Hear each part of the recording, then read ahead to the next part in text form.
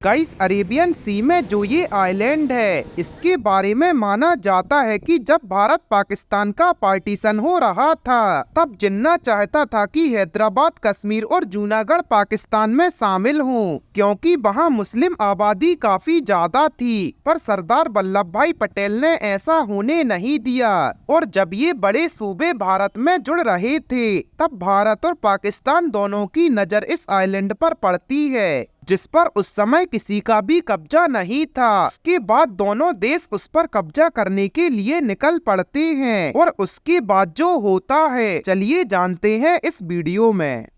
नमस्कार दोस्तों, आपका एक बार फिर से फैक्टी नॉलेज की वीडियोस पर स्वागत है।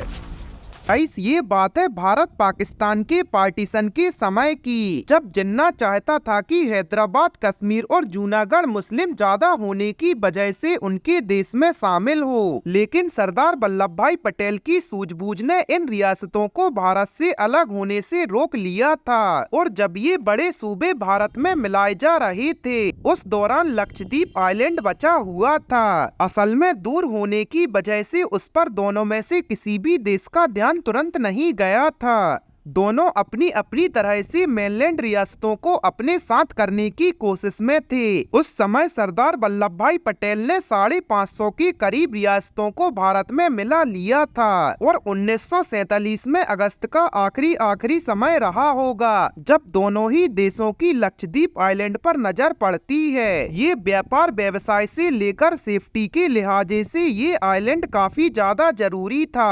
वहीं पाकिस्तान ने सोचा कि मुस्लिम मेजॉरिटी होने की वजह से क्यों न लक्षद्वीप पर कब्जा कर लिया जाए। करीब करीब उसी समय सरदार वल्लभ भाई पटेल का भी इस पर ध्यान गया, और उन्होंने तुरंत दक्षिण रियासतों के मुदालियर भाइयों से कहा कि वो सेना लेकर फटाफट लक्षद्वीप की ओर निकल जाएं। तो फटाक से रामा स्वामी और लक्ष्मी स्वामी वहां पहुंच जाते हैं, और भारत देश का झंडा फहरा देते हैं। और भारत के पहुंचने के कुछ ही देर बाद पाकिस्तानी योद्धा भी वहां पहुंच जाते हैं, लेकिन भारत के झंडे को देखकर वो लोग वापस लौट आते हैं, और इस तरह से लक्षद्वीप हमारे भारत से जुड़ जाता है।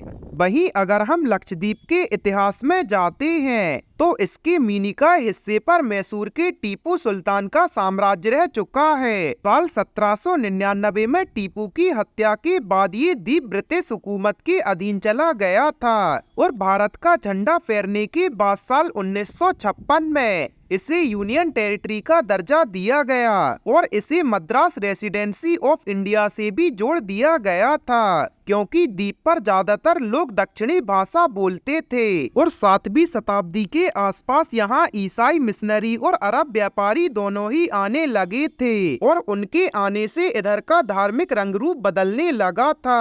और इसके पहले यहाँ बौद्ध और हिंदू आबादी हुआ करती थी। वहीं 11वीं सदी में डेमोग्राफी बदली और ज्यादातर ने इस्लाम अपना लिया, और यहाँ पर अभी 95% पॉपुलेशन मुस्लिम है। वहीं 36 छोटे छोटे द्वीपों का ये समूह देश की सुरक्षा के लिहाजे से काफी अहम है। ये अरेबियन सी में बेसेंट पॉइंट की तरह काम करता है, मतलब कि यहाँ से दूर दूर तक के जहाजों पर नजर रखी जा सकती है। गाइस, ऐसे में आपका इस बारे में क्या राय है, हमें कमेंट सेक्शन में जरूर बताएं, और ऐसे ही अमेजिंग फैक्ट्स के लिए अपने चैनल को सब्सक्राइब करें।